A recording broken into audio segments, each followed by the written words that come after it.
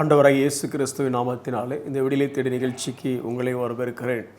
சுவிசேஷத்தின் 5 சாராம்சங்களிலே நியாயத்தீர்ப்பை குறித்து நாம் கற்றுக்கொண்டிருக்கிறோம். நியாயத்தீர்ப்பு அப்படின்னாலே நமக்கு டிஃப்ரெண்ட் கைண்ட் ஆஃப் ஒப்பீனியன்ஸ் இருக்குது, டிஃப்ரெண்ட் கைண்ட் ஆஃப் ஜட்ஜ்மெண்ட்டும் இருக்குது. ஆனால் நாம் எதை பற்றி படிக்கிறோம்னா விசுவாசிகளுக்குரிய நியாயத்தீர்ப்பை குறித்து நாம் படித்து கொண்டிருக்கிறோம். அதாவது ஒரு விசுவாசியானவன் அவனுக்குள்ள நியாயத்தீர்ப்பில் 3 காலகட்டங்களை படித்தோம். ஒன்று பாஸ்ட் ஜட்ஜ்மெண்ட், நம்முடைய பாவங்களுக்கான நியாயத்தீர்ப்பு சிலுவையிலே செலுத்தப்பட்டாகிவிட்டது.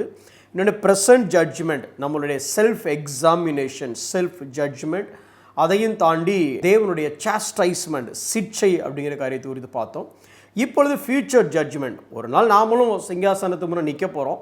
அப்படி நிற்கும் பொழுது எதன் அடிப்படையில் நாம் நியாயந்தீர்க்கப்படுவோம், என்னென்ன கிரியைகளின் அடிப்படையிலே அப்படிங்கிற காரியத்தை குறித்து தான் நம்ம படிச்சுட்டு இருக்கிறோம். அதில் கடந்த எபிசோடில் பணத்தை குறித்த நம்மளுடைய மனப்பான்மை எப்படி இருக்கிறது, கிஃப்ட் மேலே நம்பிக்கை வைக்கிறோமா, கிவர் மேலே நம்பிக்கை வைக்கிறோமான்னு கடந்த எபிசோடில் பார்த்தோம்.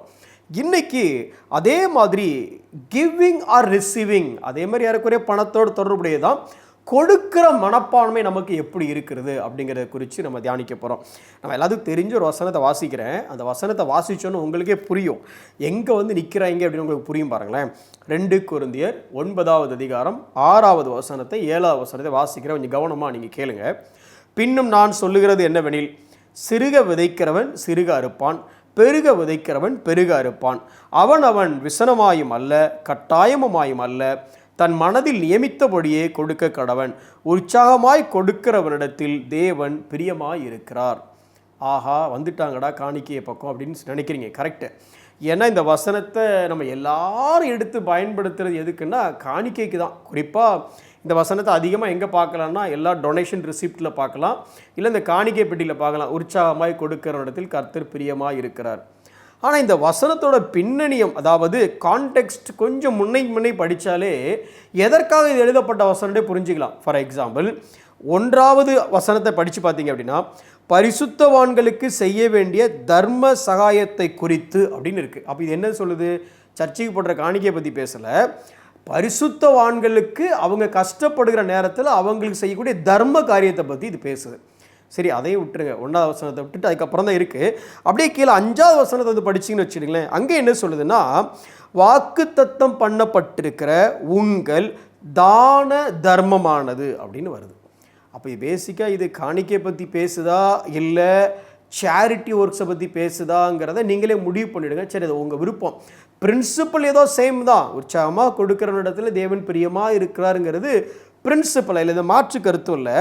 ஆனால் இதை வச்சுக்கிட்டு நம்ம வெறும் காணிக்கைக்காக பேசலாமா அப்படின்னா கொஞ்சம் நீங்கள் யோசிக்கணும். சரி, நமக்கு இன்றைக்கி அது டாபிக் இல்லை, நம்ம டாபிக் வரலாம். கிறிஸ்தவ வாழ்க்கையை பொறுத்த வரைக்கும் கிவிங் அப்படிங்கிறது it is not an act. அதாவது நம்ம எவ்வளோ கொடுக்குறோம் அல்லது எப்படி கொடுக்குறோங்கிறது இல்லை, நாம் யாருங்கிறது. அதை எப்படி ஆங்கிலத்தில் எப்படி சொல்லலாம், giving is not an act that we do, but basically giving is all about who we are. நாம் என்ன கொடுக்குறோங்கிறத பற்றி கிவிங் டிட்டர்மைன் பண்ணப்படாது, நாம் யாருங்கிறத பற்றி. கொஞ்சம் உங்களுக்கு புரியாத மாதிரி இருக்கா? நான் கொஞ்சம் விலைக்கு சொல்கிறேன் பாருங்களேன். அதாவது கிவிங் அப்படிங்கிறது நான் எவ்வளோ கொடுத்தேங்கிறது இல்லை, கிவிங் இது ஒரு வே ஆஃப் லைஃப். கிறிஸ்தவனாலே அவன் கொடுத்தே பழக்கப்பட்டான், அவன் லைஃப் ஸ்டைலே கொடுக்கறது தான். அது எப்படின்னா, கொடுக்கக்கூடிய ஒரு கிருபை உள்ளவன் தான் கிறிஸ்தவன். கொடுக்கறதுங்கிறது இப்போ ஊரில் இன்றைக்கி எத்தனையோ பேகன் பீப்புள், அரசியல்வாதியாக இருக்கட்டும் இல்லை செலிப்ரிட்டிஸாக இருக்கட்டும், அவங்களாம் எவ்வளோ கொடுக்குறாங்க. அவங்க கொடுக்கறதுக்கும் நாம் கொடுக்குறதுக்கும் நிறைய வித்தியாசம் இருக்குது. அவங்க கொடுக்கறது அது டொனேஷன் அப்படி வச்சுக்கலாம். நாம் கொடுக்கறது it is outcome of a grace of God. தேவன் நமக்கு கொடுக்குற கிருபையை கொடுத்துருக்கிறாரா அல்லது அதுக்கு நம்ம ஈல்டு பண்ணியிருக்கோமா அப்படிங்கிறதான். சரி, ஒரு சின்ன வசனத்தை, ஒரு சின்ன காரியத்தை மட்டும் நான் எக்ஸ்பிளைன் பண்ணுற மாதிரிங்களேன். நம்ம கொடுக்கும் போது எல்லாமே நீங்கள் நல்லா கவனித்து பாருங்கள், நம்ம மனநிலைமை எப்படி இருக்கும். இது எப்படி சொல்லிச்சு, சிறுக விதைக்கிறவன் சிறுக அறுப்பான், பெருக விதைக்கிறவன் பெருக அறுப்பான். இப்போ நம்ம எதுக்கு கொடுக்குறோம்? கொடுக்கும்போது என்ன கொடுக்குறோன்னா, என்ன பிரசங்கமாக அப்படி தானே பண்ணுறாங்க, 1000 ரூபா கொடுத்தா என்ன கிடைக்கும், 10,000 ரூபா கொடுத்தா என்ன கிடைக்கும், அப்போ நீங்கள் எவ்வளோ கொடுக்கணும். அப்போது இந்த வசனத்தை வச்சு தான் சொல்கிறாங்க. அதனால் நம்ம இன்டென்ஷனு என்ன இருக்குது அப்படின்னா, இன்க்ரீஸாக கிடைக்கும், நம்ம ஷேர் மார்க்கெட்டில் போட்டோன்னா அப்படியே எவ்வளோ ரிட்டர்ன்ஸ் வரும், அதே எண்ணத்துலேயே நாமளும் என்ன பண்ணுறோன்னா காணிக்கை பெட்டி ஏதோ ஷேர் மார்க்கெட் மாதிரியும் இங்கே போட்டால் நல்லா வட்டி முதல்ல ரிட்டர்ன்ஸ் வருங்கிற எண்ணத்துலேயே விதைக்கிறோம். இல்லை, இந்த கொடுக்குற காரியத்தை குறித்து பவுல் பிலிப்பி சபைக்கு ஒரு காரியத்தை எழுதியிருக்கிறார். அதாவது அவர் தெசலோனிக்கேவில் இருந்தபோது, பிலிப்பி சர்ச்சை ஊழியம் பண்ணலங்க, இப்போது தெசலோனிக்கே சர்ச்சை ஊழியம் பண்ணிட்டு இருக்கிறாரு. அங்கே இருக்கும் பொழுது பிலிப்பியர் சபையை சேர்ந்த மக்கள் என்ன பண்ணாங்க அப்படின்னா, இங்கே இருந்து அவருக்கு காணிக்கை அனுப்புகிறாங்க. இவங்க வசதி வாய்ப்போடு இருந்தாங்களா அப்படின்னா இல்லை, இவங்க உபத்திரவத்தில் இருந்தாங்களாமா. அதுவும் மிகுந்த உபத்திரவத்தில் இருந்தாங்க, கொடிய தரித்திரத்தில் இருந்தாங்க. அப்போது கொடுக்குற நிலைமையில இவன் இல்லை, இவனுக்கே ஏகப்பட்ட பிரச்சனை. அப்போது இருந்ததுனால இவன் கொடுக்கல, பணம் பொருள் இருந்ததுனால கொடுக்கல, அவன் கொடுக்குறவனா இருந்ததுனால கொடுத்தான். உங்களுக்கு புரிஞ்சுதா? பணம் பொருள் இருந்ததுனால அவன் கொடுக்கல, அவன் கொடுக்கிறவனா இருந்ததுனால இருந்ததை கொடுத்தான். அப்போது கிவிங் அப்படிங்கிறது நாம் என்ன கொடுக்குறோங்கிறது இல்லை, கிவிங் அப்படிங்கிறது நான் யாருங்கிறத பொறுத்து இருக்குது. இப்போ இதை குறித்து பவுல் எழுதுகிறார். பிலிப்பியர் 4வது அதிகாரம் 16வது வசனத்தில், நான் தெசலோனிக்கேவில் இருந்த போதும் என் குறைச்சலை நீக்கும்படி நீங்கள் 2 தரம் அனுப்பினீர்கள். உபகாரத்தை நான் நாடாமல், அதாவது தாங்க அப்படின்னு நான் அதை நாடாமல் வாங்கிக்கிட்டேன். எதுக்கு வாங்கிக்கிட்டேன் தெரியுமா? நல்லா கவனிங்க, இதெல்லாம் ரொம்ப யோசித்து படிக்க வேண்டிய விஷயம். இப்போ இன்றைக்கி நம்ம காணிக்கை கேட்கும் போதே எனக்காக காணிக்கை கேட்குறேன்னா உங்களுக்காக காணிக்கை கேட்குறேன்னா, இப்போது இங்கே பவுல் என்ன சொல்கிறாரு, நீங்கள் செய்கிற உபகாரத்தை வேணும்னு நான் ஆசைப்பட்டு கேட்கல, ஆனால் நீ இப்படி ஊழியத்துக்கு கொடுக்கறதுனால நீ ஆசீர்வதிக்கப்படுவேங்கிறதுக்காக இதை அக்செப்ட் பண்ணிக்கிட்டேன். நல்லா கவனிச்சிங்களா? வாங்கிறதுனால நான் ஆசீர்வதிக்கப்படுவேங்கிறதுக்காக வாங்கலை, கொடுக்கறதுனால நீ ஆசீர்வதிக்கப்படுவேங்கிறதுக்காக நான் வாங்கிட்டேன். எவ்வளோ பெரிய ஒரு மனப்பான்மை பாருங்கள். நம்ம மனப்பான்மை எப்படி இருக்குது தெரியுமா? நீங்கள் கொடுத்தா நீங்கள் நல்லா இருப்பீங்க பிரதர் அப்படின்னு சொல்லி வெளியே சொல்கிறோம், உள்ளுக்குள்ளே அப்பாடா கொடுத்தா நமக்கு நல்லா இருக்கும் நாம் நினைக்கிறோம். ஆனால் பவுல் என்ன எழுதி வச்சிருக்காரு, வேத வசனத்தில் எழுதி வச்சிருக்காரு அப்படின்னா, நீ கொடுத்ததுனால நீ நல்லா இருப்பேங்கிறதுனால அதை நான் வாங்கினேன். சரி, அந்த வசனத்தை பாருங்களேன். உங்கள் கணக்குக்கு பலன் பெருகும்படியே நாடுகிறேன்.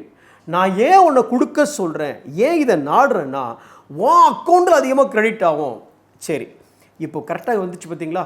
குறையா கொடுத்தவனுக்கு அக்கௌண்ட்டில் குறைய கிரெடிட் ஆகும், நிறையா கொடுத்தவனுக்கு நிறைய கிரெடிட் ஆகும். அப்படி தான் அர்த்தம் இது. ஆனால் இந்த வசனத்தை கொஞ்சம் ஆங்கிலத்தில் படித்தா கொஞ்சம் அர்த்தம் வேறு மாதிரி இருக்குது. இப்போது நான் உங்களுக்கு பணத்தை கொடுத்துருக்குறேன். இப்போ ஆக்சுவலாக எனக்கு என்ன திரும்ப கிடைக்கணும்? பணம் தானே திரும்ப கிடைக்கணும்.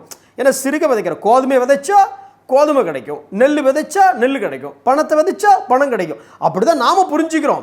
ஆனால் இது ஆங்கிலத்தில் மொழிபெயர்க்கும் பொழுது கொஞ்சம் இதை மாற்றி மொழிபெயர்த்திருக்கிறாங்க. அந்த வசனத்தை வாசிக்கிற மாதிரில, not that I seek the gift but I seek the fruit that increase to your credit. அப்போ கிஃப்ட் எனக்கு கொடுத்த உடனே உன் அக்கௌண்ட்டில் கிஃப்ட் இன்க்ரீஸ் ஆகும்னு ஒரு போடலை, ஃப்ரூட் இன்க்ரீஸ் ஆகும் போடுறாரு. அப்போது நான் பணத்தை கொடுத்த உடனே என் அக்கௌண்ட்டில் பணம் கிரெடிட் ஆகுமான்னு கேட்டால் பவுல் என்ன சொல்கிறாருன்னா, பணம் கிரெடிட் ஆகாது தம்பி, கனி கிரெடிட் ஆகும் அப்படிங்கிறார். கனியை வச்சு யாருக்கு வேணும்னு கேட்குறீங்களா? ஆனால் அதுதான் ஸ்பிரிச்சுவல் வேல்யூ. ஒரு சின்ன எக்ஸாம்பிள் நான் சொல்லட்டுமா? ஒரு டாக்டர் நைட்டு குதிரையில் போயிட்டுருக்கிறாரு. அப்போ பயங்கர மழை, எப்படியாவது வீட்டுக்குள்ளே போகணும், வீட்டுக்கு போய் சேர்ந்துடணும்னு சொல்லி இருட்டில் திணறி போயிட்டுருக்கிறார். அப்படி போயிட்டு இருக்கும்போது ஒரு குடிசையில் ஒரு சின்ன பையன் வாசல்னு சத்தம் போட்டுட்டு இருக்கிறான், எங்கள் அப்பாவை காப்பாற்றுங்க, யாராவது ஹெல்ப் பண்ணுங்க அப்படின்னு சொல்லிட்டு. சரி, இவருக்கு நேரம் ஆயிடுச்சு, இருட்டிடுச்சு, மழை வேற பொய்யுது, இருந்தாலும் பரவாயில்லன்னு இறங்கி அந்த குடிசைகளை போய் பார்த்தா ஒரு மனுஷன் வியாதியாக படுத்திருக்கிறாரு. இவர் டாக்டர், இவர் நினச்சா ஹெல்ப் பண்ண முடியும், ஆனால் வீட்டுக்கு வேற போகணும். ஆனால் இவருக்கு ஹெல்ப் பண்ண கையை வச்சிட்டோன்னா முழு நைட்டுங்க இருந்தால் தான் அவரை காப்பாற்ற முடியும். சரி பரவாயில்ல அப்படின்னு சொல்லி இருந்துட்டார். முழு நைட்டும் இருந்து அவரை காப்பாற்றிட்டு வீட்டுக்கு போயிட்டார். சரி, முடிஞ்சுது. இப்போ இதை நம்ம அப்படியே ஒரு கிறிஸ்தவ கணக்கில் பார்ப்பேன். இவர் என்ன கொடுத்தாரு? வைத்தியத்தை கொடுத்தாரு.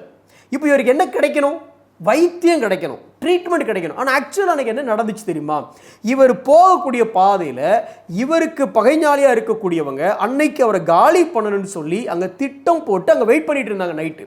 ஆனால் இவனுக்கு உதவி செஞ்சதுனால அவங்க கிட்ட இருந்து இவர் தப்பிச்சிட்டார். இப்போ வைத்தியத்தை விதைச்சவருக்கு வைத்தியம் கிடைக்கல பிரதர், ஆனால் வைத்தியத்தை விதைச்சவருக்கு ஜீவன் கிடைச்சிது. அதே மாதிரி தான் இன்னைக்கு நாம சிறுக விதைச்சதுனால பெருக எதை அறுப்போம்னா விதைச்சதை அறுப்போம். நல்ல விஷயம் தானே, இல்லைன்னு சொல்ல வரல. ஆண்டவர் பண ஆசீர்வாதம், பொருளாதார ஆசீர்வாதம் தருகிறாரு. ஆனால் அதையும் தாண்டி மேலான ஆசீர்வாதம் என்ன? கனி கொடுக்க கொடுக்க நீங்கள் என்னவாயிடுறீங்கன்னா கனியுள்ள ஜீவியம் உள்ளவராக ஆயிடுறீங்க. நீங்கள் எப்படிப்பட்ட கிவர்ஸ்? குயிக்காக ஒரு 3 கிவர் சொல்லிட்டுமா? சில பேர் சேட் கிவர்ஸ், அதாவது கொடுத்துலன்னா பாஸ்ட் வேறு திட்டு வேறு, சரி கொடுத்து தொலைப்போம், இது சேட் கிவர்ஸ், கவலையோடு கொடுக்குறவங்க.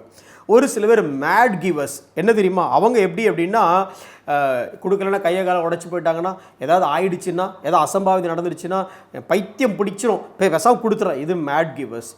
இன்னும் ஒரு சிலர் கிளாட் கிவர்ஸ், அவங்க எப்படின்னா கொடுக்கறதுலே சந்தோஷம் அடைகிறவங்க.